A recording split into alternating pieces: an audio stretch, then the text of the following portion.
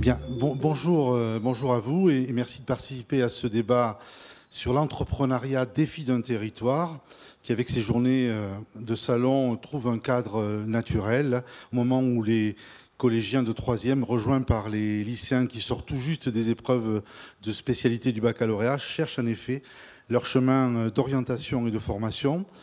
Le propos sera centré sur ce territoire à travers l'offre des enseignements et des formations, singulièrement dans les filières professionnelles, qui là aussi, et de manière très naturelle, sont connectées au monde de l'entreprise. Nous verrons ainsi comment on accompagne ces jeunes dans leur volonté d'entrer dans le monde du travail, d'entreprendre, et quels dispositifs sont mis en œuvre, et comment les initiatives prises au collège, du collège à l'université, prennent en compte les besoins du territoire dans un cadre qui n'est pas hors sol, mais qui répond au contraire à d'autres volontés, celle de l'accomplissement des jeunes et futurs entrepreneurs et du développement économique, social d'une île et de sa transformation aussi.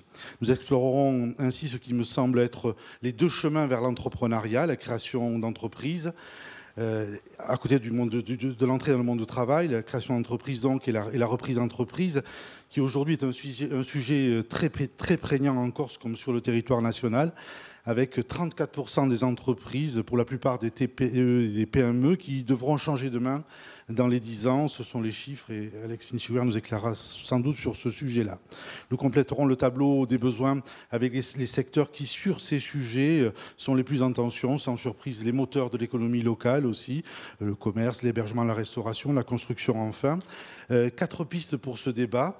Le décor, avec un tour d'horizon sociologique de l'entrepreneuriat, des entrepreneurs dans l'île, les compétences qui sont à développer à travers les enseignements du collège jusqu'à l'université pour faire de ces jeunes de futurs entrepreneurs, les parcours ou apprentissages qui ont été proposés et les initiatives qui sont prises et les besoins du territoire, bien sûr, avec notamment un point sur les secteurs émergents où ceux que les politiques publiques tendent à favoriser pour les années qui viennent, parce qu'ils sont des pistes de progrès et de développement aussi. Pour approfondir ce débat avec nous à la tribune, et je les remercie pour leur présence, Nathalie Lameta, je commence par vous, maître de conférence à l'Université de Corse, et une série de fonctions qui sont en rapport avec le sujet. J'ai noté, et j'en ai oublié sans doute quelques-unes, responsable pédagogique de la licence métier de l'entrepreneuriat et du diplôme d'établissement d'étudiant entrepreneur et co-créatrice aussi du pôle Pépite sur lequel on reviendra sans doute. Ensuite, en partant de la gauche, Alex Vinchiguer, qui est conseiller exécutif, président de l'ADEC et qui représente la conseillère exécutive, Madame Luciane, et qui est aussi directement en prise avec l'orientation et les formations sur les territoires. Mais la casquette du développement économique est quelque chose d'important aussi, je crois, dans le débat qui nous intéresse. Dominique Poggioli, qui est le DAZIN pour la Corse du Sud et qui représente donc l'éducation nationale, et Philippe Désiré pour la Chambre de métiers de l'artisanat. C'est sa casquette aujourd'hui. Il est aussi directeur d'un CFA et lors des précédentes Stradionisation à Bigou, il avait participé d'ailleurs à des tables rondes sur d'autres sujets, mais qui étaient en prise avec les filières professionnelles. Alors, nous passerons un petit moment à la tribune et dans un second temps, le micro à la salle pour des témoignages d'entrepreneurs et des questions aussi, faire en sorte que cette heure et demie que nous allons passer ensemble soit la plus vivifiante, la plus vivante et la plus productive aussi.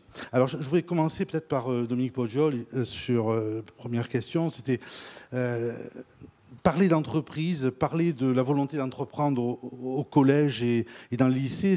Ça me paraît être quand même une démarche qui n'est pas inscrite dans le temps, qui est nouvelle. Ça fait peut-être une décennie, peut-être un petit peu plus qu'on cherche ces connexions-là. Où on en est aujourd'hui, effectivement, de ce lien, de cette connexion avec le monde de l'entreprise avec l'éducation nationale. Bien. Alors, d'abord, bonjour à tout le monde pour ce débat. Alors, c'est une question qui est fondamentale puisque, quand même, on va dire l'objet de l'école, c'est quand même préparer aussi à être adulte, à s'émanciper. Et donc, bien évidemment, nous parlons de compétences, de savoir-être et de compétences.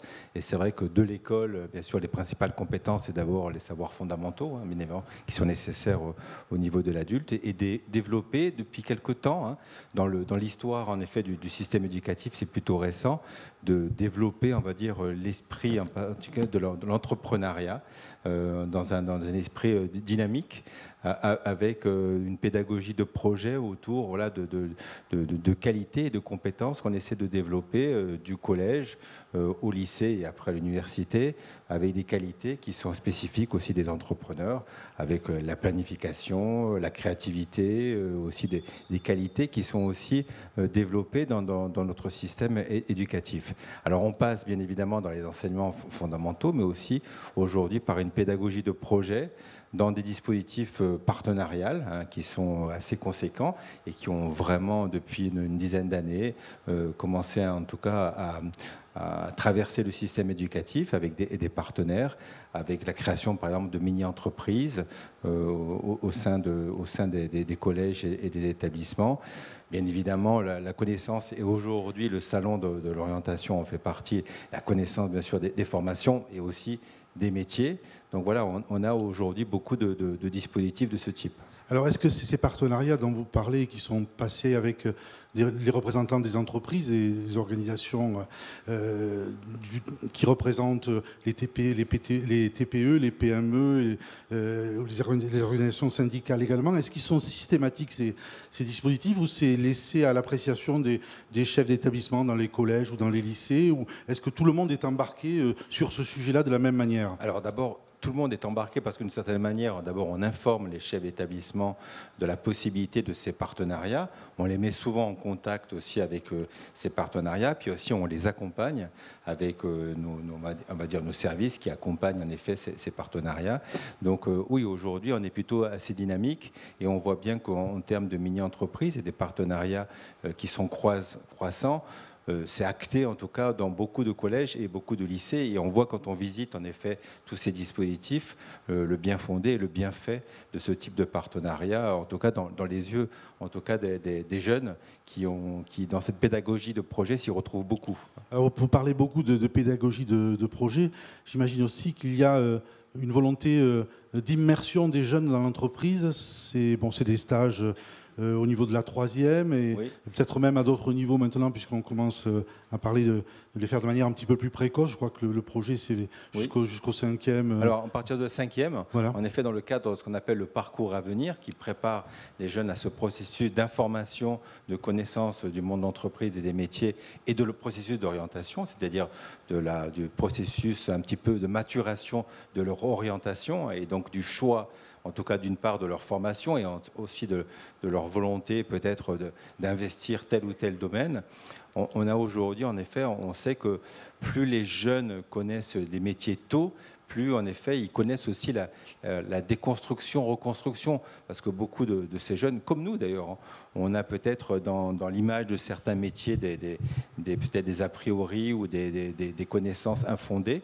On voit aujourd'hui que beaucoup de métiers ont évolué et parfois on est resté dans des connaissances. Et je sais que le ministre de l'Éducation nationale cite souvent le fait qu'un jeune à la sortie du collège, il ne connaît que peut-être 20 métiers. L'objectif de commencer à anticiper la connaissance des métiers dès la cinquième, c'est d'en connaître au moins 3 fois plus, voilà, pour connaître la réalité et être au contact avec ces métiers. Est-ce que la façon dont le collégien, le lycéen plus tard, se comporte par rapport à ces parcours-là professionnels, c'est quelque chose qui compte dans l'appréciation du collégien ou du lycéen, dans l'appréciation globale, où on continue à être focalisé, je ne parle pas des filières professionnelles, mais un peu en amont, est-ce qu'on continue à être focalisé sur les enseignements fondamentaux, ou est-ce qu'on distingue déjà les élèves à travers leur comportement dans cet apprentissage de l'entreprise? Oui, alors Je pense que dans les compétences, en tout cas, les compétences clés de l'éducation, en particulier, il ne faut pas oublier que nos jeunes, aujourd'hui, vont certainement faire plusieurs métiers, vont devoir évoluer dans le monde adulte. Et on sait que ces compétences d'adaptabilité, de connaissance de leur domaine, de créativité, d'initiation, de planification, enfin, toutes ces qualités qui font aussi des bons entrepreneurs, cette prise de risque, qui n'était pas peut-être dans le système éducatif. Alors je remonte plus longtemps, des compétences véritablement développées aujourd'hui, depuis une vingtaine d'années, on tente de les développer et on les développe justement au sein en effet des enseignements fondamentaux. On voit aussi que on va dire la connaissance, ou en tout cas la maîtrise de l'oral en particulier, est redevenue depuis un certain temps voilà, un petit peu en force, et on développe les compétences de la prise de parole, du développement en effet personnel, de la créativité. Il y a même un grand oral au baccalauréat désormais. Voilà. Donc toutes ces compétences qui sont nécessaires aujourd'hui, certes dans le monde adulte, et aussi bien sûr pour l'entrepreneur. Voilà. Et est-ce que, si on parle orientation cette fois maintenant, est-ce que c'est à ce moment-là aussi, la fin du collège, le lycée, qu'on va déceler celui qui a cette volonté d'entreprendre précisément ou pas? Ou est-ce que ça, c'est quelque chose qui sera laissé à l'appréciation pour un petit peu plus tard? Est-ce qu'on peut dire d'un lycéen, celui-là, il a la vocation de devenir demain un créateur d'entreprise, un chef d'entreprise, ou là, c'est plutôt la liberté individuelle qui entre en compte? Alors, je ne sais pas, on décèle toujours des qualités chez nos jeunes.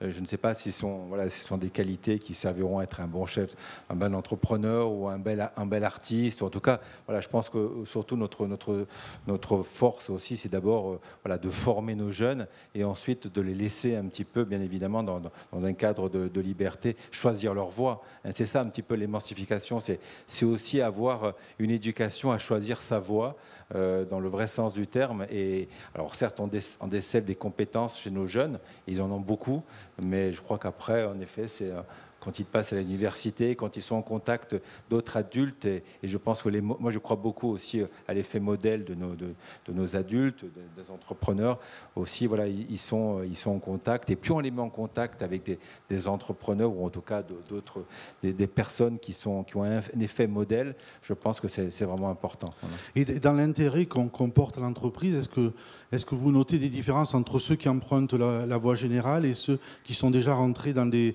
filières professionnelles? Je crois qu'il n'y a pas véritablement de cases. Il y a nos trois voies un petit peu générales, technologiques, professionnelles. Je pense qu'on peut devenir professionnel dans n'importe quelle des filières. Il y a aujourd'hui les compétences qu'on peut développer à tout moment sont égales dans les trois voies de formation. Je pense qu'aujourd'hui, les trois voies de formation offrent la possibilité, en tout cas, à un jeune de développer ses compétences pour devenir, en effet, un entrepreneur. Et quand on rencontre tous les entrepreneurs, et justement, quand ils voient des entrepreneurs, et je pense que c'est important qu'ils rencontrent des entrepreneurs, ils voient en effet que toutes les voies de formation ont permis, en effet, de devenir entrepreneur.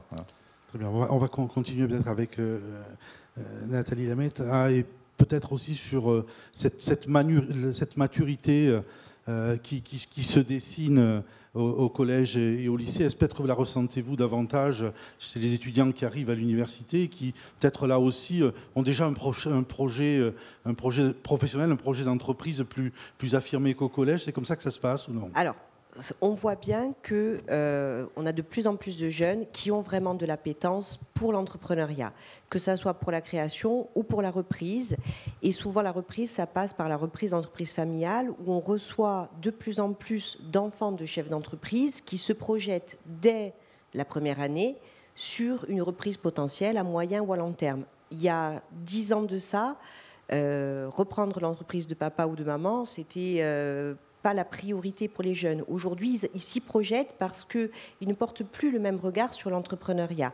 Il y a eu beaucoup de mythes, beaucoup d'idées préconçues, de stéréotypes sur l'entrepreneur qui sont en train de tomber parce qu'il y a beaucoup de travail qui est fait pour permettre à des entrepreneurs de témoigner, de montrer des exemples.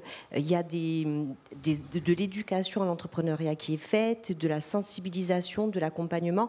Et donc les jeunes ne portent plus le même regard et la société, d'une manière générale, a modifié le regard qu'elle pouvait porter sur l'entrepreneur. Donc cette question de la norme sociale, elle va aussi conditionner l'envie que je peux avoir très jeune de devenir entrepreneur.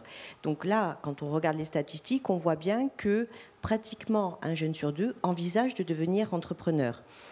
Et ceci dit, l'évolution du modèle économique dans lequel on est va faire que par choix ou par nécessité, ce qui est très possible aussi, ils vont le devenir. Ça sera peut-être pour un court laps de temps ou par choix sur un temps plus long avec des structures plus pérennes.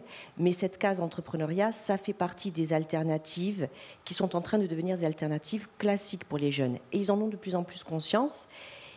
Et ils s'y penchent vraiment volontiers, ça les intéresse, ça les tente, parce qu'ils ont envie finalement de réaliser des choses, d'avoir la possibilité d'être autonome, de bien sûr pouvoir travailler avec d'autres, parce que quand on est entrepreneur, on n'est pas seul. Être autonome, ça ne veut pas dire être seul, mais on s'intègre dans des équipes. Il y a simplement, c'est le rapport à la hiérarchie qui est différent. Donc on va proposer des choses, on va échanger, on va discuter, mais ce rapport hiérarchique, on ne le subit pas, on fait partie de cette hiérarchie, et donc on peut prendre des décisions, et prendre des décisions, c'est important, et ça permet aussi de donner un sens à ce qu'on va réaliser. Par contre, là où c'est de plus en plus compliqué, c'est qu'on a un nombre de créations qui a explosé ces 10 dernières années. Là, je regardais les chiffres, on est à plus d'1 million de créations en 2022. L'année d'avant, on était à 900 et quelques mille créations au niveau national. La Corse n'est pas en reste, on est une région très dynamique en termes de création d'entreprises, ce qui veut dire aussi qu'il y a plus de concurrence, que les choses se complexifient, que... Il y a des échecs aussi. Il y a des échecs aussi, j'imagine. Ah oui, bien sûr. Bien sûr. 1 million de créations, mais pas forcément une pérennité assurée pour tous les projets qui arrivent. Alors, sur la pérennité, on reste sur les mêmes statistiques. C'est-à-dire qu'on a une entreprise sur deux qui va passer le cap des 5 ans, en moyenne. Mais passer le cap des 5 ans, ça ne veut pas dire qu'elle va mourir avant. Peut-être qu'elle va être rachetée, peut-être que celui qui l'avait créé, c'était juste temporaire pour une raison, soit de saisir une opportunité sur un laps de temps court, soit entre 2 emplois salariés, réaliser quelque chose. Donc, effectivement, une entreprise sur 2 qui disparaît à 5 ans, mais pas forcément parce que ça n'a pas marché. Et au niveau de ces étudiants qui ont la volonté d'entreprendre et qui pensent peut-être déjà à créer leur entreprise, vous avez mis en place des parcours oui, qui sont complètement dédiés à cette volonté-là. C'est-à-dire qu'on ne vient plus forcément à l'université pour faire son droit ou ses lettres, mais on vient aussi pour apprendre à devenir entrepreneur, chef d'entreprise, créateur d'entreprise, repreneur d'entreprise. Et là, il y a un certain nombre d'initiatives qui ont été prises à l'université à Corté, dont vous pouvez parler peut-être. Alors oui, tout à fait. En fait, c'est très récent. Depuis 2013, et donc 2013, c'était les assises de l'entrepreneuriat.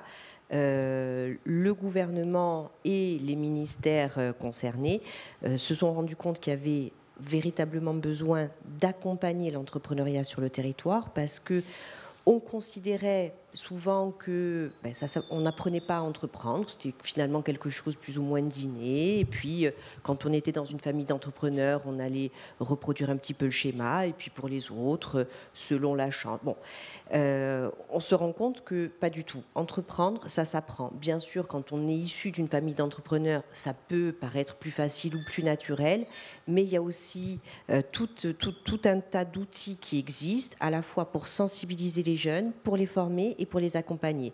Et donc en 2014, la ministre Fioraso a créé le statut étudiant-entrepreneur.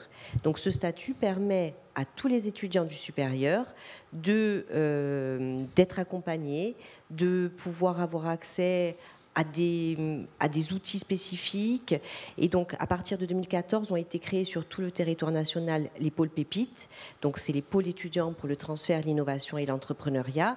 Et en fait, ces pôles pépites, c'est une porte d'entrée qui ensuite va orienter l'étudiant vers le partenaire qui va bien. Ces pôles ont été construits vraiment en partenariat avec tous les acteurs du territoire, qu'il s'agisse de la Chambre des métiers, avec qui d'ailleurs nous avons développé ensuite des formations spécifiques à l'entrepreneuriat, mais sur des domaines spécifiques pour les artisans qui voulaient moderniser leur fabrication avec des machines à commande digitales, que ça soit avec l'Agence de développement économique, avec le rectorat. Donc en fait, les pôles pépites ont permis vraiment de mailler le territoire pour faciliter l'insertion du jeune avec un projet entrepreneurial. Parce qu'un projet entrepreneurial, c'est tout simplement une personne, un homme, une femme, c'est à un moment donné un projet et c'est un écosystème. Et la difficulté souvent, c'est j'ai des compétences, plus ou moins, mon projet peut tenir la route, ok, pourquoi pas, mais comment je m'insère dans mon écosystème pour pouvoir le faire dans les meilleures conditions possibles. Et l'écosystème, c'est l'écosystème éducatif, c'est l'écosystème d'accompagnement, c'est le financement, etc. Et ce statut d'étudiant entrepreneur, il n'est pas forcément utile d'emprunter la voie d'une licence des métiers dont on parlait tout à l'heure. On peut le faire par n'importe quel chemin que l'on emprunte à l'université. C'est ça. Quel que soit le cursus qu'on emprunte au sein de l'université, à partir du moment où on est inscrit dans le supérieur, y compris pour les BTS d'ailleurs, on peut demander le statut étudiant-entrepreneur et donc avoir accès à un accompagnement et à des outils spécifiques pour aider à l'entrepreneuriat. Après, bien entendu, pour ceux qui ont besoin de compétences plus spécifiques sur les métiers de l'entrepreneuriat, on a des formations dédiées, licences professionnelles, diplôme d'étudiant entrepreneur, master manager entrepreneur. Donc il y a différentes formations qui existent dans le supérieur, mais sur l'infrabac aussi. Hein. Et de toute façon, depuis 2019, la ministre de l'époque a mis en place le plan Esprit d'entreprendre qui consiste à sensibiliser tous les étudiants de L3 à l'entrepreneuriat. Donc on est censé au moins avoir sensibilisé ces étudiants-là. Et donc ceux qui, au final, vont en ressentir le besoin, vont pouvoir se rapprocher des formations dédiées et des outils d'accompagnement qui peuvent permettre de mener à bien les projets. Monsieur Podjol, est-ce que ça n'a pas donné un petit coup de vieux au BTS, tel qu'on les connaissait jusque-là, aux autres voies professionnelles qui étaient ouvertes justement pour l'enseignement supérieur, ces possibilités-là, ou est-ce que sur ces voies-là, vous constatez qu'il y a toujours autant de jeunes qui se dirigent? Oui, alors sur les BTS, vous parlez? Oui. Oui, non, il y a des jeunes qui se dirigent. Après, petit coup de vieux, je ne pense pas. Au contraire, je pense qu'il y a une rénovation par contact, en tout cas. Non, je pense qu'au contraire, ça dynamise aussi ces formations en lien aussi avec le supérieur, mais aussi après avec l'approche universitaire. Voilà, tout à fait. Et l'entrepreneuriat aussi dans les BTS, bien évidemment. Oui. Alors justement, peut-être pour poursuivre, je voulais poser la question au représentant de la Chambre de métier. Est-ce que ces dispositifs qu'on vient d'aborder et qu'on approfondira probablement avec des questions, mais aussi en discutant là, ça rend les jeunes, lorsqu'ils arrivent sur le marché du travail, le marché de la TPE ou de la PME, en voulant créer peut-être, tout à fait employables. Vous notez une agilité supérieure à ce que vous connaissiez par le passé pour ces jeunes-là, lorsqu'ils arrivent dans le métier ou dans la profession? Alors, ça dépend de quel jeune on parle, parce que nous, on est sur un spectre assez large. Oui, on travaille avec de l'alternance et de l'apprentissage en particulier, c'est du 16-25. Ça, on va en Donc, parler. 16 ans, des fois, c'est compliqué. On est plutôt dans une démarche de définition d'un projet de vie d'abord, après professionnel sans doute. Et on essaye d'accompagner ce projet-là. Ensuite, l'entrepreneuriat fait partie du génome d'une chambre de métier. On est, je pense, et je me fais le porte-parole de mes élus, parce que je ne suis pas élu, je pense qu'on est un acteur historique de l'entrepreneuriat là, en Corse. Le tissu économique est essentiellement formé de TPE et essentiellement formé d'artisans. Et donc on sait qu'aujourd'hui, la Chambre de métier doit accompagner cette création. Alors elle accompagne au travers de formations, des formations réglementées, hein, on en parlait tout à l'heure. Donc on ne peut pas s'installer, on ne peut pas créer son entreprise à partir du moment où on n'est pas titulaire d'une qualification qui permet de créer une entreprise. Et on est aussi un acteur historique dans l'aménagement du territoire. Et là, je pense que M. Vinciwer pourra en parler aussi bien que moi, voire mieux. Aujourd'hui, si on n'est pas dans une dimension qui est l'aménagement du territoire au travers de la création d'entreprises, je pense qu'on va aller vers de grandes difficultés dans tout ce qui est l'intérieur de nos territoires, parce qu'aujourd'hui, la Corse, c'est pas seulement les grands pôles, mais c'est aussi l'intérieur, et on sait que si on ne crée pas à l'intérieur, on aura des difficultés à terme. Voilà, donc on est dans ce type de schéma. Et vous en parliez au début de votre intervention, il y a aussi l'autre voie qui est celle de l'apprentissage, de l'alternance, qui aujourd'hui prend une place importante. Et du reste, elle se fait aussi à l'université à travers les CFA. Aujourd'hui, tout le monde, oui, il y a beaucoup de CFA qui se créent aujourd'hui. Ouais. Aujourd'hui, on est, je crois, 26 CFA en Corse, alors qu'on était 6 il y a 3 ans. Donc aujourd'hui, beaucoup de monde va vers l'apprentissage et vers l'alternance. Pourquoi ? Parce que c'est une voie qui est de plus en plus plébiscitée, justement pour aller vers la création d'entreprise après. Alors la création d'entreprise, je suis assez d'accord avec ce qu'a dit Nathalie tout à l'heure. Effectivement, il y a énormément d'entreprises qui se créent. Elle se crée sous le statut de micro-entreprise au début, hein, énormément sous le statut de micro-entreprise. C'est-à-dire que le premier cap, c'est la micro-entreprise pour aller, au-delà des 5 ans, vers une entreprise qui se structure beaucoup plus.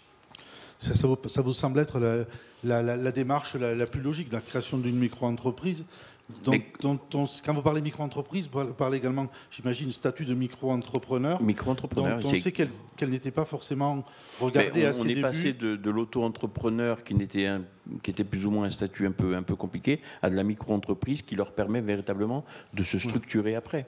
Donc là, la Chambre de métier les accompagne la micro-entreprise comme elle accompagne l'artisan dans tout ce qui est la structuration et l'accompagnement du développement de l'entreprise. C'est aussi une voie de maturation des projets professionnels, j'imagine. Par exemple. Okay. Justement, alors peut-être avec Alex Vinciwer maintenant, au niveau de la collectivité qui a des compétences en matière de formation et d'orientation aussi, comment on prend en compte tous ces parcours que l'on vient d'ébaucher ensemble, et peut-être après, comment on oriente, parce que c'est aussi le but des politiques publiques, comment on oriente vers le développement du territoire, l'aménagement du territoire, l'aménagement de certaines parties du territoire, puisque M. Désiré le disait, il y a aussi des choses qui doivent se passer dans l'intérieur si on veut continuer à avoir un tissu vivant. J'imagine c'est au cœur des préoccupations de la délégation formation certaines, et orientation, mais aussi dans le poste qui est le vôtre au développement économique. Alors c'est vrai que c'est... Bonjour à toutes et à tous d'abord. C'est vrai que c'est un sujet compliqué, parce que quand on parle de formation, d'orientation, forcément on réfléchit pour le futur, donc on anticipe.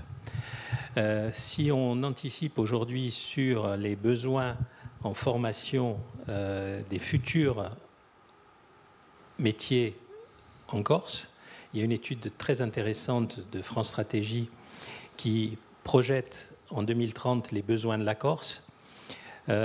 En France entière, on aura 28% des salariés du privé qui partiront, 4% de création nouvelle, donc ça fait 32% de départ, pour 27% de nouveaux salariés qui rentrent sur le marché du travail. Donc un écart de 5% de salariés et de collaborateurs à trouver ailleurs. Ce qui est déjà beaucoup. Encore, ce n'est pas un écart de 5% que l'on a, c'est un écart de 15%. C'est-à-dire que notre dynamisme de création d'entreprises et notre dynamisme d'accroissement d'entreprises fait qu'on aura un besoin très fort de main-d'œuvre à horizon 2030. Donc ça, c'est le premier élément qui nous perturbe. Et puis quand on regarde dans ces besoins, quels seront les principaux, ce sera les métiers de la santé. Par exemple, 400 infirmiers en plus. Un infirmier, pour le former, il faut à peu près 30 000 € par infirmier par an. Je vous donne une idée des budgets consacrés à ce type de formation. il y aura des métiers nouveaux qui vont apparaître. Il y aura des métiers de l'administration qui seront à pourvoir. Donc, dans une île où déjà, aujourd'hui, on est en plein emploi, je vous rappelle qu'en Corse, on est à moins de 6% de chômage. C'est 7% au niveau national. 7% au niveau national. Donc, on a certaines régions qui sont à moins de 5%. Je pense à tout le centre corse. Dans une île donc, où il y a le plein emploi, imaginez quels seront les métiers de demain, comment créer des formations, comment se projeter. C'est vraiment un travail important, non seulement parce qu'il ne faut pas se tromper, mais ensuite parce qu'il faut y consacrer beaucoup, beaucoup d'argent. Donc c'est une de nos préoccupations principales. Là, c'est la détection des besoins qu'on peut prévoir. Mais j'imagine aussi qu'il y a l'émergence de nouveaux métiers. Il y a l'émergence aujourd'hui, Madame Lametta le soulignait, d'une forte tendance à la création d'entreprises, plus forte qu'au niveau continental, avec des pérennités d'entreprises qui sont plus fortes aussi, c'est-à-dire que les gens se trompent moins, et avec l'arrivée du système de la micro-entreprise qui fait que souvent le salarié cumule son poste de travail et sa micro-entreprise. Quelquefois d'ailleurs en faisant concurrence à son propre patron. Mais bon, ça c'est autre chose. Donc aujourd'hui, on a des systèmes qui permettent d'aller vers l'entrepreneuriat. Et si on regarde ce qui se passe, on s'aperçoit que l'âge moyen de création d'une entreprise, c'est 32 ans. Donc, à l'issue des parcours de formation, souvent les jeunes travaillent dans diverses entreprises, se créent une propre expérience et ensuite créent leur entreprise. Parce que je voudrais rappeler que créer une entreprise, c'est surtout prendre du risque. Risque qui est encore d'ailleurs, à mon avis, trop mal vu dans notre société, parce qu'on peut prendre un risque et se tromper. Ça ne veut pas dire qu'il faut condamner celui qui a pris un risque. Dans les sociétés anglo-saxonnes, c'est le contraire. C'est-à-dire celui qui prend un risque, même s'il se trompe, il est valorisé parce qu'il a pris un risque. Donc ça, c'est des choses qui lentement changent. Donc 32 ans, souvent micro-entreprise, qui se transforment dans les 3 ans en entreprise, en société, des systèmes d'accompagnement qui sont forts, avec une aide à la création d'entreprise, une aide à l'investissement, surtout si c'est de l'investissement productif, une aide à l'investissement productif dans le rural qui est encore plus forte. Alors après, il faut trouver des marchés qui puissent correspondre à une vie dans les territoires ruraux, parce que vous pouvez avoir de très beaux projets, mais si vous n'avez pas un marché autour, il ne faut pas le faire. Par contre, il y a toute une série d'initiatives qui se créent en milieu rural, et des initiatives qui sont quelquefois des initiatives de haute technologie. On a plusieurs exemples. Alors, pour faire en sorte que tout ça se passe bien, et pour le moment ça se place plutôt bien, il y a toute une série de dispositifs. Il y a EPA, dont la présidente est dans la salle, elle nous en parlera mieux que nous. On a, avec l'Académie, participé à un concours national Fort Industrie sur les métiers de l'industrie, où les classes de 3e de certains collèges corses ont été classées premières au niveau national. On en était très fiers.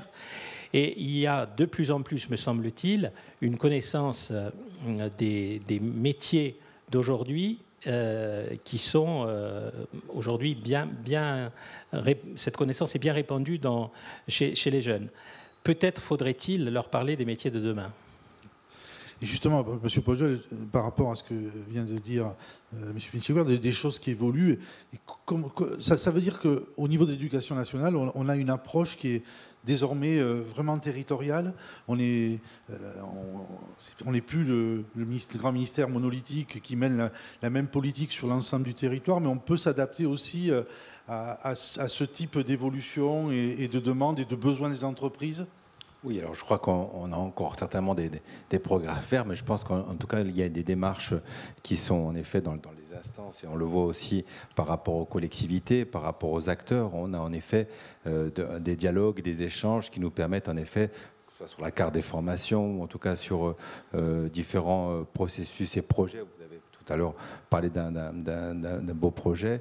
Voilà, il y a aujourd'hui la volonté, en effet, alors je ne sais pas s'il faut dire coller, mais en tout cas de s'adapter au territoire et d'anticiper les choses et de permettre à nos jeunes, bien évidemment, de rester aussi sur leur territoire s'ils veulent développer, en effet, leur espace de vie professionnelle dans ce territoire. Parce que le but, c'est celui-là aussi, j'imagine, c'est faire en sorte que les jeunes Corses qui suivent des enseignements en Corse jusqu'aux études supérieures puissent demain servir ce territoire-là aussi. Oui, c'est un projet global, et puis aussi même pour ceux qui veulent aussi, il faut qu'on prenne en compte tout l'ensemble de nos jeunes, ceux qui veulent y rester, ceux qui veulent un jour partir et y revenir. Enfin voilà, il y a tout un tas aujourd'hui on va dire de parcours de vie de nos jeunes, et nous on doit leur offrir toutes ces possibilités d'émancipation, de travail, qu'ils soient sur leur territoire, de rapprochement de leur territoire, et surtout d'évolution tout au long de leur vie.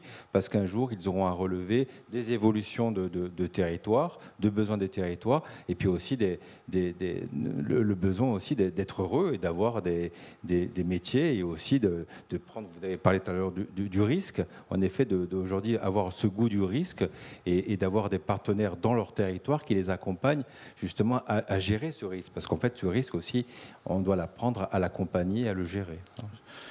Nathalie Lametta, cette agilité-là à s'adapter aussi au territoire, c'est quelque chose qui est assez naturel à l'université. Alors, à l'université, c'est très naturel, et dans les maquettes de formation, qui sont des formations nationales, des diplômes nationaux, on a quand même un tiers d'adaptation locale, donc des volumes horaires qui sont modulables en fonction des spécificités du territoire et des signaux faibles qu'on identifie et qui nous conduisent à dire, là, il faut qu'on mette quelques heures sur ces questions-là. Après, on a beaucoup évolué au niveau de l'université. L'IUT a ouvert la voie et le reste des formations suivent aussi. On a basculé complètement dans l'approche par compétences. Donc ça veut dire il reste encore, bien sûr, quelques enseignements fondamentaux, etc. Mais on est beaucoup sur de l'acquisition de compétences, donc de la mise en situation qui approxime le plus possible la réalité, voire qui est de la réalité. Et donc, vraiment, on se cale à la fois sur ce qu'on voit, sur les partenaires qu'on peut développer sur le territoire actuellement, qui vont nous alerter sur les besoins qu'ils détectent, sur les signaux faibles, mais sur les tendances lourdes aussi.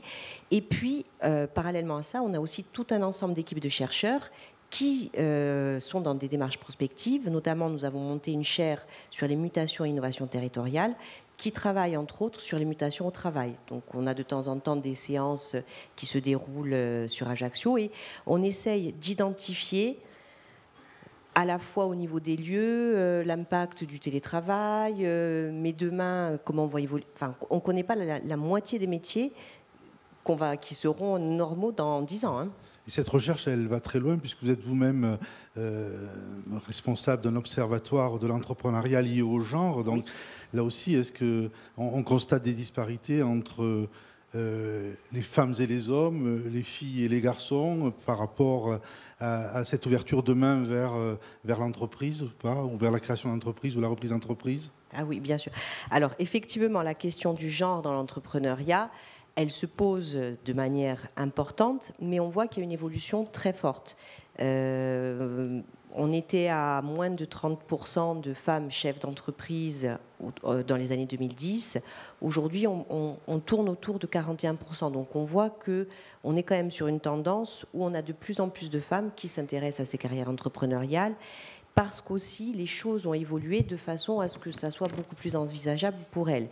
Et effectivement, on va remarquer assez classiquement que d'un côté, chacun va réagir différemment, mais on voit quand même qu'il y a des catégories qui se dégagent. Il y a toute une partie des femmes qui sont relativement formatées par la société et qui du coup vont avoir tendance à se diriger vers l'entrepreneuriat qu'on dit classique pour les femmes, qui est très intéressant et dans lequel on peut s'épanouir, mais vers lequel on va retrouver des proportions féminines très importantes. Ensuite, on a toute une partie des femmes qui qui finalement vont essayer de lutter contre ces stéréotypes et de sortir de ces cadres et donc d'aller vers de l'entrepreneuriat plus technologique, plus scientifique, etc. Et puis on a une nouvelle catégorie émergente qu'on observe très nettement, c'est celle qui refuse cette typologie homme-femme qui, elle, considère que l'entrepreneuriat transcende les genres et qui n'a pas à se poser ce genre de sujet. Et donc, à la fois dans les segments de marché qu'elles vont choisir et sur les modèles économiques qu'elles vont choisir, la manière dont elles vont positionner leurs projets vont passer vraiment outre ces questions de genre. Donc, on voit bien qu'il y a des évolutions à ce niveau-là aussi. Hein. Philippe Désiré, pour aborder un autre sujet qu'on a touché du doigt tout à l'heure, c'est aussi, j'imagine que chez les artisans en particulier, et pour la pérennité des entreprises, se pose beaucoup la question de la transmission ou de la reprise. C'est des sujets qu'on aborde comment à la Chambre? C'est des sujets qu'on aborde... Qui sont vitaux. Hein, ce sont des sujets vitaux qu'on aborde de façon assez prégnante en s'impliquant dans une politique qui va permettre la transmission de ces entreprises, la pérennisation. Alors la pérennisation dans des domaines qui sont assez classiques, dans l'évolution, l'accompagnement dans l'évolution des métiers. Donc on accompagne au travers de la formation continue et particulièrement au travers d'un contrat territorial de progrès qu'on a signé avec la collectivité, où effectivement on accompagne l'ensemble des entreprises du secteur artisanal pour leur permettre de s'adapter aux nouveaux marchés, aux nouvelles technologies, ainsi de suite. Donc on est là dans cet accompagnement-là. Et on est aussi dans l'accompagnement, dans l'aide à la transmission, puisque c'est nous qui accompagnons les nouveaux chefs d'entreprise pour leur donner et les outils de gestion et de management, les premiers outils, parce qu'on fait un premier accompagnement, et on les accompagne dans la construction de leurs projets. C'est un sujet que vous avez aussi abordé. Là. Il y a 34% des entreprises qui vont changer demain entre aujourd'hui et 2033, par exemple. 2030. Ça veut dire qu'il va falloir trouver des entrepreneurs, des managers. Alors, bien sûr, il faut trouver des nouveaux patrons. Ouais. Une grande partie, quand même, en Corse, ça reste la transmission familiale. La transmission familiale, il faut néanmoins l'accompagner, et l'accompagner de façon importante, parce qu'il faut que cette transmission soit une transmission efficace. C'est-à-dire transmettre une entreprise qui soit performante, pas transmettre une entreprise qui est vouée à l'échec parce qu'elle n'a pas assez investi. Et souvent, lorsque le chef d'entreprise arrive à la fin de sa vie professionnelle, il rechigne à investir. Donc la transmission d'entreprise, c'est d'abord transmettre une entreprise performante. Et la transmission familiale, généralement, sous cet angle-là, est plutôt satisfaisante. Ensuite, il faut trouver des chefs d'entreprise qui puissent se projeter et donc qui soient bien formés. D'où l'importance non seulement de sensibiliser les très jeunes collégiens au métier de l'entreprise, mais aussi et surtout les jeunes qui seront à l'université, qui, après quelques expériences, vont pouvoir reprendre. Enfin, se pose un problème lors de la transmission, c'est le problème du coût de l'entreprise à transmettre.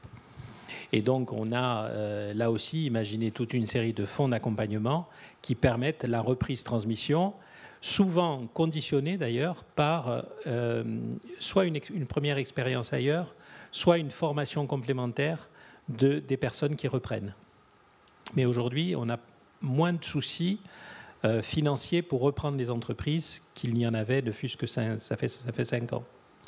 M. Podgel, en préparant ce débat, vous m'avez cité un certain nombre de valeurs qui n'étaient pas forcément des valeurs qui étaient contenues dans les enseignements fondamentaux au départ, mais qu'il fallait néanmoins développer pour espérer faire des jeunes entrepreneurs. Il y avait la ténacité, la solidarité, la créativité. Comment on fait rentrer tout ça dans le moule commun, hein? Oui, mais alors oui, c'est vrai. Tout à l'heure, j'en ai un petit peu parlé. Hein, quelques valeurs qui fondent un petit peu on va dire l'entrepreneuriat. Vous avez parlé du goût du risque, mais un petit peu la ténacité, le courage, la planification. Voilà, de se projeter plus loin. Et justement, par toute cette pédagogie de projet que l'on peut faire en partenariat, est très intéressante parce que quand on voit les jeunes vraiment à l'ouvrage, coachés d'ailleurs souvent par voilà, des mentors qui viennent de l'entreprise, on voit en effet qu'ils développent comme ça une certaine ténacité. Ils s'aperçoivent en effet que tout n'est pas si simple, tout est complexe, que parfois ils ont à franchir des caps et qu'il faut en effet lire, qu'il faut trouver les voies d'accès, de passer, vous savez, d'une étape supérieure, que parfois les choses qu'ils imaginaient le plus simples sont infiniment complexes. Donc ils ont à découvrir avec leurs enseignants, avec ces coachs, toutes ces voies. Et donc on les développe comme ça, hein, voilà. Et dans le quotidien, en effet, aussi de sa classe. Le droit à l'erreur est un objet aussi important. On a le droit de se tromper. Ça fait partie des choses de la vie. Ce n'est pas une faute, c'est une erreur. Et en tant que tel, en effet, il faut surtout apprendre de ses erreurs pour savoir grandir. Donc ça, c'est un point aussi dans le système éducatif où on a à développer. Hein. Sur l'exploration des métiers de demain, des secteurs qui vont peut-être émerger avec pas mal de phénomènes qui nous assaillent, le changement climatique, les problèmes environnementaux, tout ça.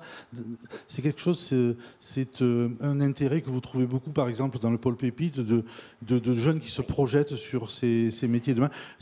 On n'est plus tout à fait peut-être aujourd'hui dans la culture de la start-up qui va sur les nouvelles technologies briller puis se faire racheter, mais peut-être on a une réflexion un petit peu plus profonde sur ce que seront les métiers du territoire demain.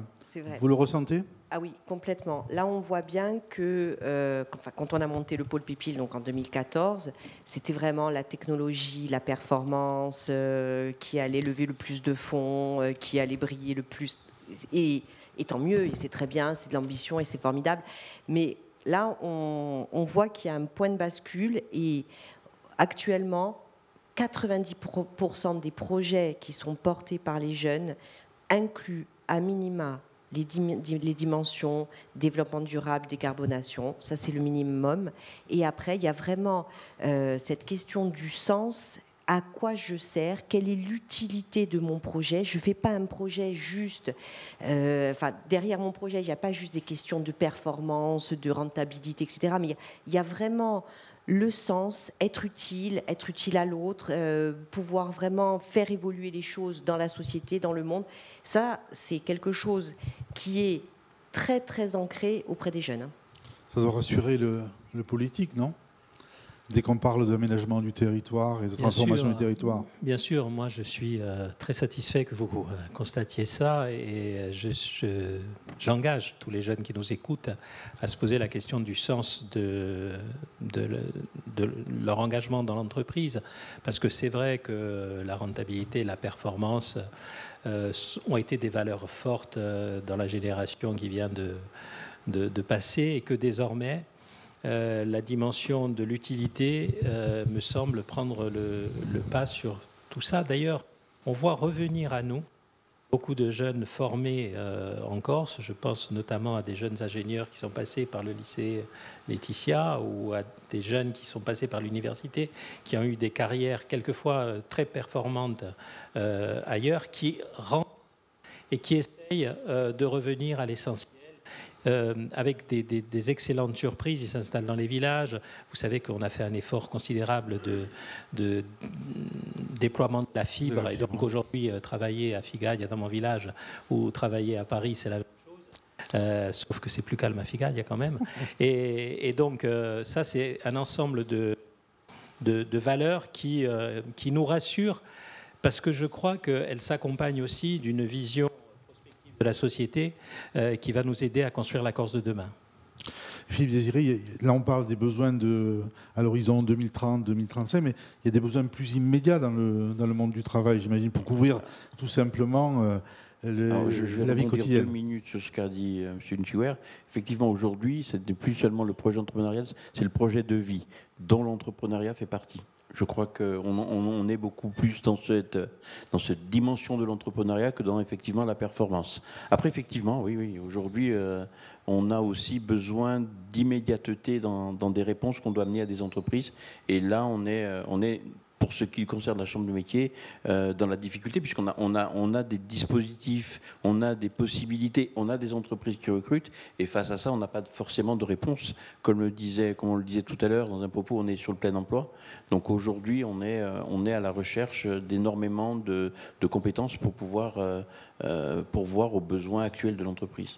On est en train de dire aux jeunes qui nous écoutent qu'il y a de l'emploi et il y a des domaines pour créer et pour entreprendre en Corse qui sont nombreux. Peut-être on va se tourner un petit peu vers eux et vers la salle aussi, avec une première intervention qui pourrait être celle de Marie Morès, qui est donc directrice générale de Corsica Gastronomie. Je pense que c'est une entreprise qui a été reprise et transmise, mais vous pouvez parler également à un autre titre, puisque vous êtes présidente d'Entreprendre pour apprendre, une association qui développe des programmes pédagogiques pour des jeunes de 9 à 25 ans, d'ailleurs, je crois que c'est ça.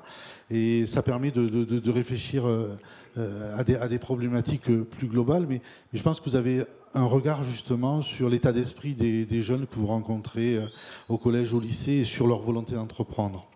Oui, dans tout ce qui se dit depuis tout à l'heure, je suis un peu comme un poisson dans l'eau, parce qu'effectivement, je viens du monde de l'entreprise, je viens de l'université en premier lieu, de l'IUT, j'ai suivi ensuite un cursus d'économie industrielle, et donc en 2000, je suis arrivée dans l'entreprise Corsica Gastronomie par le biais d'une convention CIFRE. Alors, il ne s'en fait plus tellement aujourd'hui, mais ça pourrait être, c'est assimilé à de l'alternance. En fait, j'avais un temps pour mon projet d'études de thèse professionnelle et un temps en entreprise. Très vite, au bout de quelques mois, mon projet de thèse professionnelle, je l'ai laissé de côté, tant j'étais prise par la PME Corsica Gastronomie. Et donc, en 2016, au départ à la retraite de M. Antona, qui était le créateur, donc l'entreprise, c'est une entreprise agroalimentaire. Donc M. Antona a souhaité céder son entreprise à ses salariés. Et donc nous avons été 4 à avoir repris l'entreprise. Donc Olivier Valère est aujourd'hui le PDG, je suis la directrice générale. Et 2 autres anciens salariés sont associés aussi dans la structure. Donc il est vrai aussi que donc, Corsica Gastronomie accueille tous les ans des étudiants en alternance, que ce soit des LEP, des établissements d'enseignement professionnel, technique, de l'université. Pour exemple, cette année, on a 7 alternants. Donc, on a une fille qui est en biologie, on a une autre qui est en master communication, une autre qui fait un IUT-GEA, BUT, je crois qu'on dit maintenant, un garçon qui est à Jules Antonine, qui est en maintenance, et 3 commerciaux, un en Corse du Sud, un en Haute-Corse et un en région PACA. Donc c'est dire si l'entreprise croit en l'apprentissage et en ces moments où l'étudiant, le futur étudiant, arrive dans l'entreprise. C'est vrai que les mentalités ont changé. Moi, quand j'étais enfant, j'entendais parler du travail de mon père, mais c'était plus à travers les soucis. Il a travaillé dans le BTP dans les années où ça allait très mal. Donc j'en avais plus ce regard. Et donc l'entreprise, pour moi, c'était quelque chose d'opaque, de très lointain, et qui était plus cause de soucis qu'autre chose. Aujourd'hui, la barrière enfant-parent, ne serait-ce que le soir à table, il n'y en a plus. On discute de tout. Donc on a un peu démystifié tout ça. Et aujourd'hui, on se le disait il y a quelques instants, tous les feux sont au vert, tant nos partenaires, parce que maintenant c'est des partenaires du rectorat, de l'académie, parlent presque pour nous en disant c'est dans les mœurs, quoi. L'entreprise, voilà, c'est un écosystème dont parlait Nathalie tout à l'heure. Réellement, il y a l'entreprise, il y a les enfants qui sont à l'école, qui sont au lycée, au collège. Et il n'y a plus de barrières. On commence déjà à les faire rentrer par leur stage de 3e. Voilà. Et donc, du coup, en tant que maman, je suis d'autant plus, satisfaite de ça, que mes enfants puissent connaître le monde de l'entreprise. Il faut savoir qu'en Corse, enfin, il faut savoir, on le sait, hein, on a souffert d'avoir beaucoup de fonctionnaires et pas beaucoup de gens qui produisaient de la valeur. C'est en train de changer. C'est en train de changer. On a des entreprises, on a des entrepreneurs, on crée de la valeur ajoutée sur l'île. Et l'île a besoin de ça demain pour construire son tissu économique. Il y a des gens comme M. Antonat qui ont pris ce pari il y a presque 30 ans. Leurs entreprises sont matures. On disait tout à l'heure, ce n'est pas tout de céder une entreprise, il faut qu'elle soit performante. On a eu cette chance de reprendre une entreprise performante. Pour autant, il existe dans toutes les entreprises de Corse qui vont peut-être être cédées des collaborateurs qui ont cette appétence. Il y a de l'inné, il y a de l'acquis aussi. Moi, jamais, en 2000, quand je suis rentrée dans l'entreprise, j'aurais pensé que je la reprendrais un jour. Donc ça s'est fait avec le temps, avec une implication personnelle qui n'est due que certainement à mon caractère. Hein. Voilà. Et donc, avec ce qu'on fait avec Entreprendre pour apprendre, donc pour rappel, c'est des programmes pédagogiques qui s'adressent aux jeunes de 9 à 25 ans, selon des formats qui peuvent aller d'une journée à une semaine ou à une année scolaire, 2 heures par semaine ou 2 heures par mois. Ce sont des programmes scolaires qui réunissent justement un enseignant, sa classe et un chef d'entreprise autour d'un projet commun pour apprendre aux jeunes à réfléchir ensemble, à trouver des solutions, à se tromper. Monsieur Vinciguer le disait tout à l'heure, le risque fait partie du cheminement de chef d'entreprise, à se tromper, à retrouver une solution pour quelque chose qui n'a pas marché. Et donc souvent, quand on le fait sur une format d'une journée, à la fin de la journée, même l'enseignant, souvent, est surpris des petits potentiels qui se sont révélés. Et c'est souvent ce qu'on appelle les décrocheurs, qui ne se retrouvent pas peut-être dans cet enseignement général et très classique, qui trouvent comme ça une porte qui s'ouvre sur des expériences comme ça de mini-entreprises. Et souvent, à la fin de la journée, il faut un chef d'entreprise pour le projet. Souvent, c'est cet étudiant décrocheur qui a trouvé la voie pour dire moi, ça me plaît, ça me parle, c'est un autre écho. Et en fait, ce qu'on fait, dans au CFA, ce que fait l'université, ce que font ces professionnels on ouvre le champ des possibles. Voilà. Nous, on dit souvent Entreprendre pour apprendre, on aide les enfants à entreprendre leur vie. C'est ça en fait. Hein. Ça peut être chef d'entreprise, ça peut être collaborateur d'un chef d'entreprise. Le principal, c'est qu'on participe à un projet auquel on croit et que collectivement, on le fasse aboutir. Donc ça peut être des compétences multiples. Peut-être, M. Podjols, par rapport à ces expériences-là, c'est vrai qu'on a pu longtemps s'interroger sur ce que signifiait le stage de troisième dans l'entreprise, sur ce qu'il était vraiment, sur ces initiatives qui sont menées là aujourd'hui. Bon, c'est plus du tout, c'est pas un simple gadget dans le parcours au collège ou au lycée, ce genre d'initiative. Hein. Ça fait partie aujourd'hui justement, et au contraire peut-être même des points sur lesquels on veut insister auprès des jeunes. Oui, alors je ne sais pas s'il marche. Oui, c'est une place centrale aujourd'hui, oui, de toutes ces compétences qu'on veut développer de nos jeunes, parce qu'elles sont nécessaires en effet pour aujourd'hui. On en a parlé. On va plus loin qu'une insertion dans la société. On veut aussi qu'ils recherchent aujourd'hui leur bonheur. Et alors tout à l'heure, on a trouvé qu'ils trouvent aussi leur place dans la société. Je crois que c'est très important. On a vécu 2 années un peu particulières, où on a en effet beaucoup de gens, y compris les jeunes, ont eu un phénomène d'introspection et en tout cas de trouver un petit peu leur place et de trouver leur sens. Et je pense que c'est peut-être un des points positifs, justement, d'accélérer un petit peu ce processus de comment je trouve ma place, comment je suis utile, et qui va au-delà, en effet, simplement de l'image qu'on pouvait avoir avant peut-être de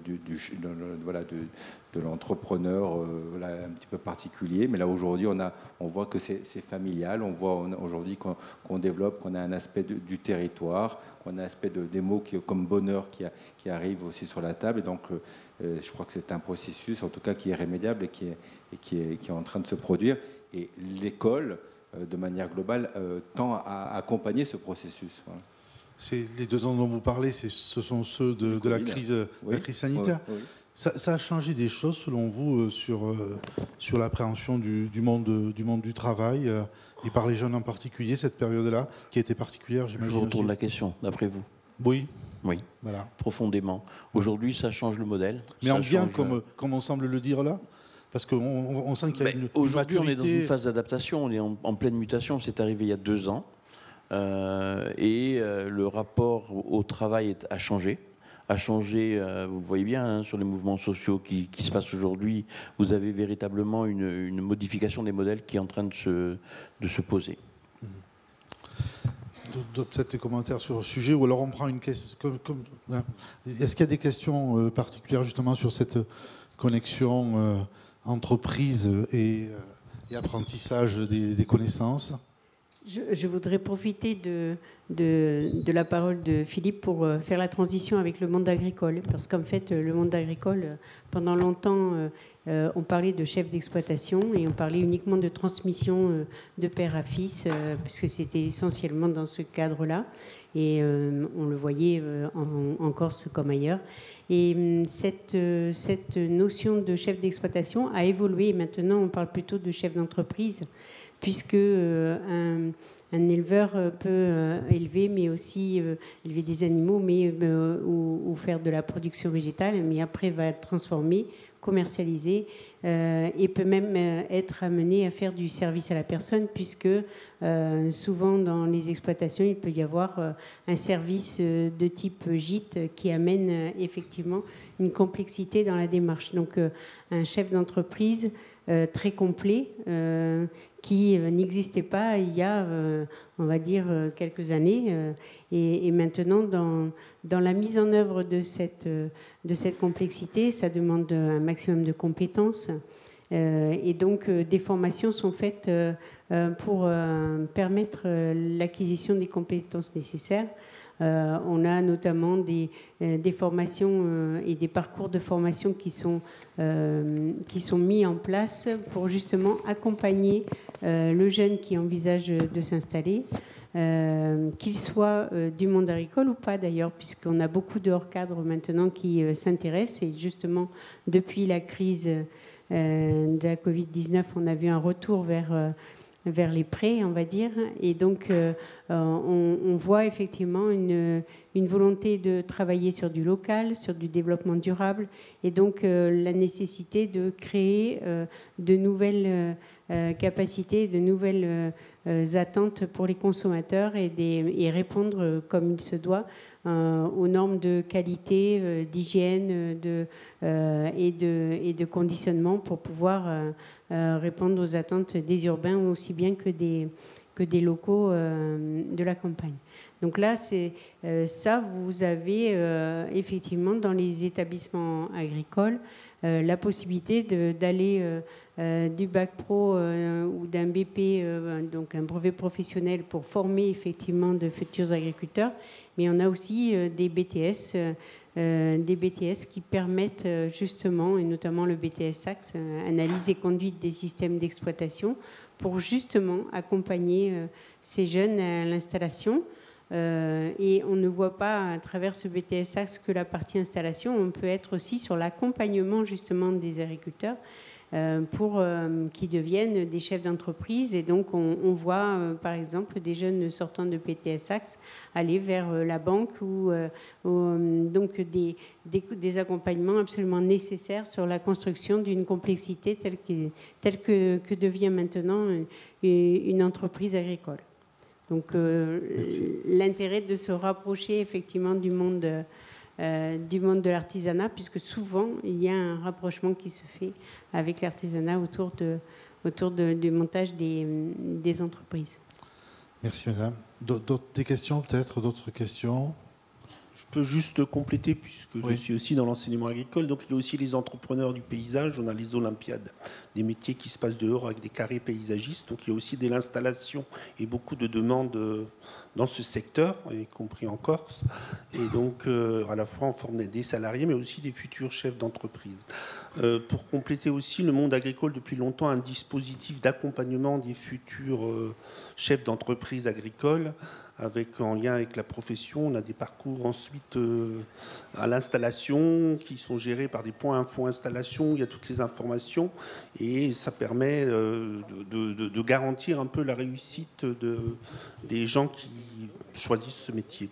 Et il y a un grand enjeu à renouveler les générations. Il y a beaucoup de gens, de chefs d'entreprise qui sont âgés. Et actuellement, tout le ministère réfléchit à une loi d'orientation agricole où l'enjeu, c'est le renouvellement des générations des chefs d'entreprise agricoles. Voilà ce que je voulais rajouter. D'autres interventions dans la salle? Oui, monsieur. Pardon. Si vous pouvez vous présenter juste avant. Oui, bonjour, je représente la Banque de France. Alors, naturellement, je me félicite de la thématique que vous avez retenue parce qu'on y est sensible également. Depuis que la Banque de France est créée, elle a toujours plaidé pour un développement économique. Alors, on a rajouté depuis durable et local, donc on est parfaitement en phase. On observe cependant dans nos différentes missions, que ce soit dans le correspondant TPE ou quand il y a un peu de difficulté de médiation du crédit, des chefs d'entreprise ou repreneurs qui ont une fibre technique ou commerciale qui les a poussés à reprendre l'entreprise. Et puis, à un moment, l'entreprise grossit ou elle a quelques difficultés et il leur manque la fibre financière. Comment vous intégrez cette thématique particulière qui, à un moment, s'impose à eux? Ils ne l'ont pas choisie. Souvent, ils la traitent à reculons et pourtant, elle est indispensable. Merci. Alors, qui veut répondre? Parce que là, il y avait clairement une question. Peut-être qu'Alex Vingegaard, qui a longtemps aussi... Monsieur le directeur, je vous rejoins totalement. Là, je sors de ma fonction de conseiller exécutif, mais je reviens à mon métier, qui est de financer les entreprises. Effectivement, souvent, on a un problème plus particulier en Corse, qui est celui du tissu économique avec des TPE. Souvent, un chef d'entreprise égale une entreprise, et ce chef d'entreprise, il fait beaucoup de choses. Il produit, il vend, il organise, et il est souvent en manque de conseils. Alors son conseil, il va le trouver généralement chez les experts comptables, quelquefois auprès des consulaires, mais c'est vraiment un des points sur lesquels il faut insister pour que, d'une part, l'entrepreneur ait conscience suffisamment tôt des difficultés financières auxquelles il va être confronté et qu'il puisse trouver les solutions pour surmonter ces difficultés financières. C'est tout autant important, me semble-t-il, que la création ou la transmission. Nathalie Lametta, peut-être sur la prise en compte.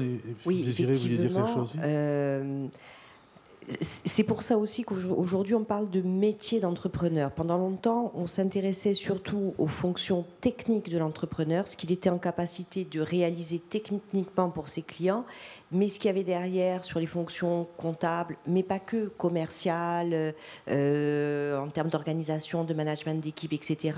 Ça passait un peu à la trappe. Et donc ça, effectivement, c'était plutôt de l'auto-formation, des autodidactes à ce niveau-là. Et aujourd'hui, ce qu'on a fait dans les cursus, c'est que vraiment, tout ce qui est notions comptables, fiscales, analyse financière, contrôle de gestion, c'est des éléments de base et ils ne peuvent pas sortir des cursus sans avoir été sensibilisés, voire plus à ces éléments-là. Mais pas que, parce que le management aussi, c'est un vrai sujet. Alors, quand on est sur toutes petites entreprises, la question se pose probablement moins. Encore que, même quand on est une toute petite entreprise, si on veut émarger sur certains marchés, on va être obligé de le faire, non pas avec ses salariés, puisqu'on ne les a pas, mais probablement en partenariat ou en collaboration avec d'autres entreprises. Et donc ça aussi, les projets collectifs, ça se manage. Et donc c'est pour ça que ces compétences-là, ça fait partie du socle de base. Il y a des référentiels vraiment très construits. Alors tout le monde, pour le moment, ne passe pas par nos filières, pour le moment, mais on verra pour la suite. Mais effectivement, ça paraît compliqué d'imaginer, aujourd'hui surtout, de manager une entreprise sans connaissance comptable, juridique, managériale, etc. Philippe Désiré, je vais apporter un petit complément à tout ce qui est dit. Aujourd'hui, comme vous le savez, les consulaires sont en train de se rapprocher compte tenu de la loi NOTRe. Donc on est en train de se rapprocher. Et on est en train de construire le projet 2023-2030. Et dans ce projet 2023-2030, effectivement, ce qui est prégnant, c'est l'entrepreneuriat de nos... Alors on dit ressortissants aujourd'hui, mais ça va être plutôt nos clients, nos collaborateurs, ou je ne sais pas, mais on va trouver une terminologie qui va s'adapter. Et dans ce projet, effectivement, il y a l'entrepreneuriat et la création à toute cette dimension-là. Parce qu'on s'aperçoit, nous aussi, que quand on est de la TPE, comme de la très petite entreprise, on est tous les jours la tête dans le guidon. On doit effectivement faire, on doit réfléchir, on doit se projeter, on doit analyser, on doit faire le comptable, on doit faire le commercial, on doit tout faire. Et même en formation, quand ils veulent généralement se former, on a des difficultés à les accrocher parce qu'ils n'ont pas forcément le temps et ils répondent à une obligation. C'est-à-dire qu'aujourd'hui, avant la création ou pendant la création, si on en parlait en aparté un tout petit peu tout à l'heure, il va falloir qu'on trouve des moyens de pouvoir accompagner tous les futurs créateurs par des moyens de formation qui vont être forcément un peu de distanciel, du présentiel, de l'accompagnement en entreprise, mais il va falloir qu'on trouve les moyens de pouvoir accompagner tous nos chefs d'entreprise à cette dimension financière et gestion financière et management, parce que je crois que le management est assez important. Alex Vinchkouer. Pour rebondir à ce qui se fait dans le monde agricole, moi je pense que dans le monde agricole, le système est plutôt bien fait, puisque un exploitant, un chef d'exploitation ou un entrepreneur agricole, plus précisément, ne peut s'installer que s'il est passé par un cursus de formation dans lequel lui sont dispensées évidemment des notions techniques animales ou végétales, mais aussi et surtout des notions de gestion d'exploitation. Si on arrivait avant chaque création, sans toutefois brider la volonté de création, si on arrivait à former sur ces points-là nos chefs d'entreprise futurs, ça serait bien. Dominique Podjol, vous voulez rajouter quelque chose par rapport à ce sujet-là? La finance et l'éducation nationale, non? Pour la finance et l'éducation nationale aussi, on a un rapprochement avec la Banque de France sur des dispositifs comme le passeport EducFi, etc. Justement, alors pas lié nécessairement à l'entreprise, mais en tout cas aux futurs adultes, de gestion en effet, en tout cas d'avoir des connaissances financières, parce qu'on sait aujourd'hui que la gestion d'un crédit, etc., ça s'apprend. C'est des enseignements que... Oui, en lien avec des partenaires, et en particulier la Banque de France. Très bien. Voilà. D'autres questions, pardon? Je ne sais pas. Parmi les jeunes, peut-être? Merci. Madame. Oui, alors moi, je me permets d'intervenir parce que j'ai une double casquette, donc une casquette d'enseignante en économie-gestion. Donc c'est vrai que vous avez raison, en fait, le processus de l'entrepreneuriat, on l'investit aussi en fait dans nos classes, puisqu'on travaille avec nos jeunes autour de projets précis, autour de scénarios. Donc on va élaborer concrètement un vrai projet. Et ça va permettre effectivement de développer aussi en fait le don de sens dont on a évoqué, et également de limiter aussi le désengagement. Voilà, parce que ça c'est aussi important chez un jeune. Ensuite, on va travailler concrètement au-delà de l'idée sur quelque chose de précis. Ça veut dire qu'on va faire une étude de marché. On va travailler, on va anticiper les contraintes, donc effectivement la prise de risque aussi. Et à l'issue, on va aussi en fait présenter le projet. Voilà. Donc ça va permettre, je dirais, de voir si le projet est viable, si c'est fiable, si c'est réalisable. Voilà. Ensuite, j'ai une autre casquette, donc je m'occupe du décrochage scolaire sur le département Haute-Corse. Donc là, on accompagne aussi les jeunes, aujourd'hui au travers non plus de formations initiales, mais autour de formations hybrides, parce qu'on explique, à longueur de journée qu'aujourd'hui, en fait, on ne nous demande pas à quel âge on a eu tel ou tel autre diplôme, mais on travaille surtout sur une découverte de l'entreprise et surtout une découverte pour rendre le jeune acteur. Voilà, donc c'est ce que je voulais dire aussi autour de ce projet et en tout cas de cette table ronde autour de l'entrepreneuriat qui m'évoque beaucoup de choses. Merci. Quand vous parlez de décrocheurs, c'est des décrocheurs à quel niveau, à quel moment? Alors le décrochage scolaire, en fait, c'est pour des jeunes donc, à partir de 15 ans. Voilà, donc en fait, nous, Éducation nationale, on propose d'oxygéner, en tout cas d'apporter une oxygène ou une oxygénation chez un jeune. Ça veut dire qu'on va le maintenir en formation initiale, en milieu scolaire, et on va l'autoriser en fait à faire des stages en immersion en entreprise. Voilà. Tout en continuant à suivre son cycle. Oui, tout à fait. Alors on essaie de moduler, donc en conservant quand même peut-être 2 jours par semaine, donc un maintien scolaire, et 3 jours par exemple chez un employeur. On va tester plusieurs domaines d'activité, plusieurs secteurs professionnels, jusqu'à ce qu'on puisse co-construire aussi en partenariat avec le CFA, avec les missions locales, avec beaucoup de partenaires, un vrai projet pour le jeune. Moi, j'ai juste une question. Est-ce que vous connaissez la prépa-apprentissage? On vous en a parlé. Oui, tout à fait. On a développé donc justement récemment avec le consortium, donc le PAFI, alors un parcours aménagé de formation initiale, prépa-apprentissage. Donc on va confier le jeune en CFA autour de différentes modulations pour découvrir ou construire ou affiner ou vraiment consolider un projet professionnel. Parfait. Vous voulez peut-être en parler rapidement, hein? Oui, prépa-apprentissage, comme son nom l'indique, c'est une préparation à l'apprentissage. On a signé au mois d'octobre dernier le consortium, alors qui est composé de la CMA, donc on va citer, puisqu'on est le porteur du projet, de la CCI, de l'AFPAD, du CSJC, donc du Centre de formation du sport. Il y en a un cinquième, non, plus que 4 on est. Voilà. Et on a construit un consortium pour pouvoir proposer des alternatives au décrochage, en les accompagnant vers de l'apprentissage. Donc voilà, on est sur l'ensemble du territoire. C'est pour ça qu'on a créé un consortium, pour ne pas laisser de parties découvertes sur la Corse. En fait, en complément de ma collègue, hein, donc Valérie Lombardo, UNIO Haute-Corse, le PAFI, tel que l'a présenté ma collègue, l'élève reste élève.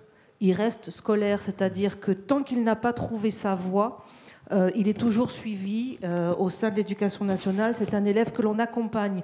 Et c'est à un certain moment, alors c'est PAFI, il y a le PAFI prépa-apprentissage, il y a différents modules, différentes possibilités. C'est vraiment pouvoir, quand un jeune, avant, on le laissait un petit peu sur le bord de la route, même si c'est un terme que je n'aime pas du tout, au fur et à mesure, on construit des parcours de façon à ce que soit il puisse revenir à l'école avec un projet d'études, soit qu'ils puissent trouver une voie. Et donc c'est vrai, ces voies-là, elles se construisent vraiment de manière très individuelle.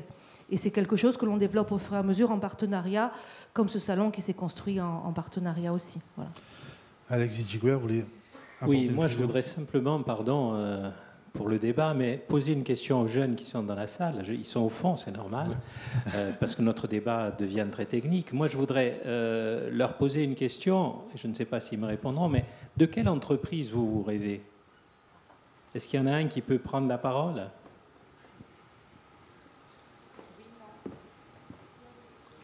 Est-ce que quelqu'un veut bien prendre la parole? Alors, on va aller tout au fond. Hein. Voilà.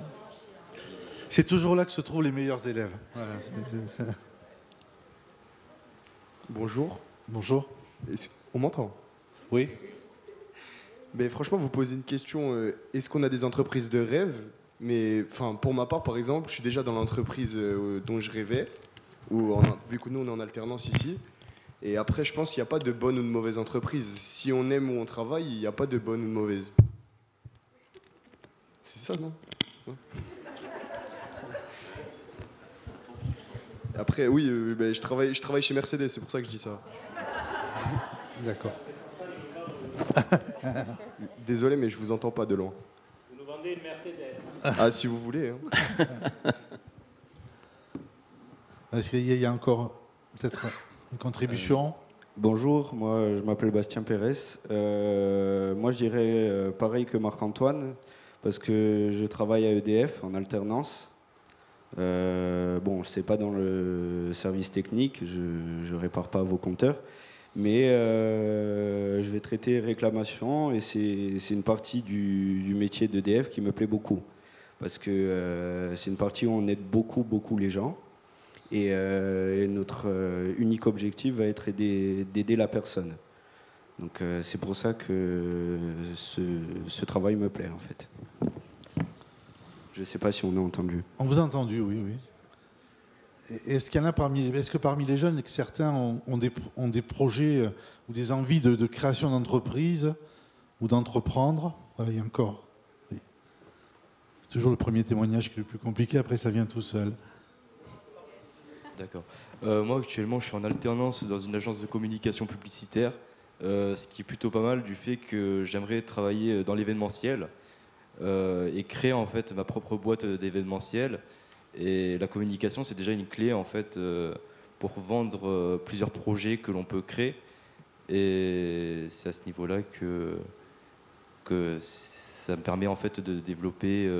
Par exemple, on va créer des salons avec mon agence de communication sur des entreprises. Par exemple, nous faisons actuellement le magazine Horizon. Je ne sais pas si vous le connaissez d'ailleurs. Mais voilà.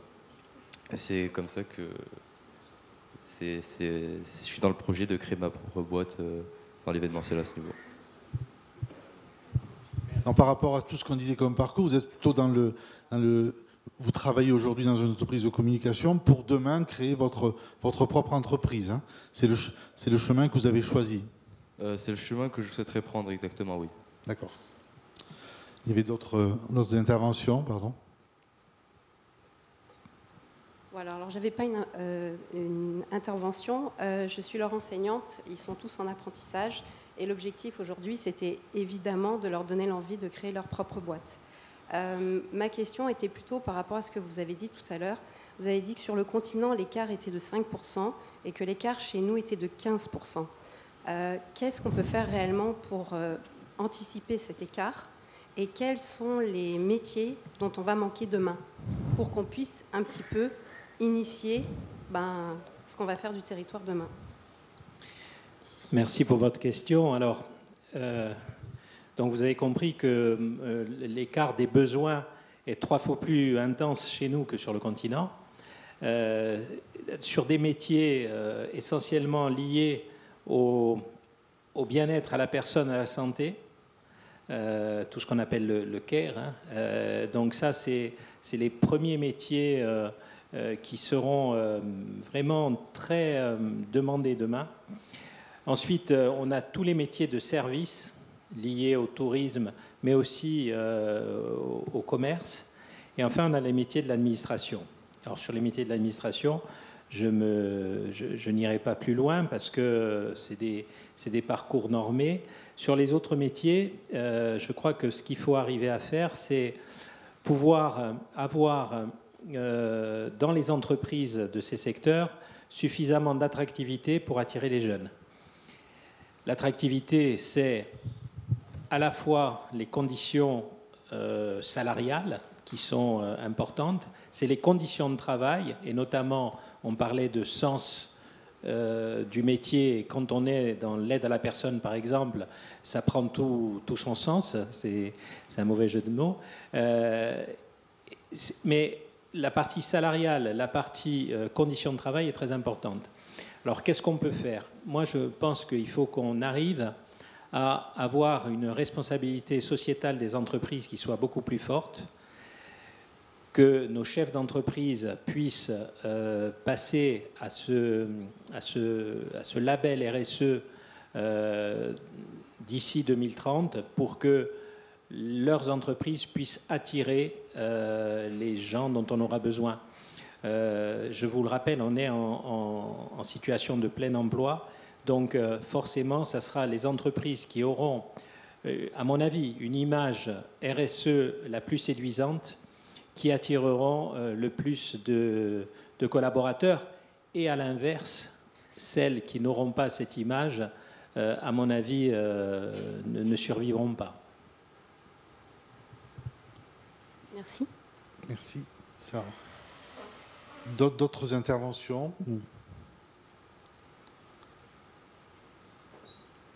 Non. C'est vrai que la notion d'attractivité que vous venez d'évoquer, on ne l'avait pas abordée, mais j'imagine que c'est un point aussi. On en parle sur les métiers en tension, régulièrement sur les métiers saisonniers en particulier et attractivité. C'est comment rendre le travail et le monde de l'entreprise attirant pour les jeunes. Ça pose cette question-là aussi, quoi. C'est la même problématique aujourd'hui avec les jeunes quand ils viennent en formation. C'est-à-dire qu'aujourd'hui, on doit leur proposer en même temps qu'une formation pertinente, quelque chose où il y a une attractivité de l'établissement. Et je pense que pour l'entreprise, c'est exactement la même chose. Aujourd'hui, comme on le disait tout à l'heure, on a abordé le sujet, aujourd'hui, il y a effectivement le projet d'intégration par le travail, mais aussi le projet de vie. Et aujourd'hui, il y a une génération qui vient de passer où l'activité professionnelle était prégnante. Je crois qu'on fait partie un peu de cette génération-là. Et aujourd'hui, je crois que c'est les jeunes qui sont sur le fond, ils veulent vivre en même temps qu'ils veulent travailler, et ils veulent travailler en même temps qu'ils veulent vivre. Donc on est sur un rééquilibrage, et la partie RSE, le bien-être, fait partie de ces projets de vie aussi. Bien. Merci. Bien, s'il n'y a pas d'autres questions, on va rester sur cette conclusion-là. Je vous remercie d'avoir participé à ce débat, et on se retrouvera prochainement, sans doute, dans Haute-Corse cette fois, puisqu'il y a un va-et-vient du salon entre les départements pour aborder toujours ce sujet passionnant de la connexion entre le monde du travail et le monde de l'enseignement. Je vous remercie à tous pour votre participation.